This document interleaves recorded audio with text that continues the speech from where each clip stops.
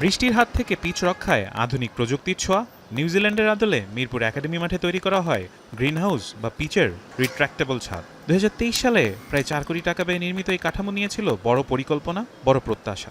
কিন্তু বাস্তবে দেখা দিল ভিন্ন চিত্র। ব্যবহারিক জটিলতা আর কার্যকারিতার অভাবে কাঙ্ক্ষিত সুবিধা দিতে পারেনি এই ছাদ।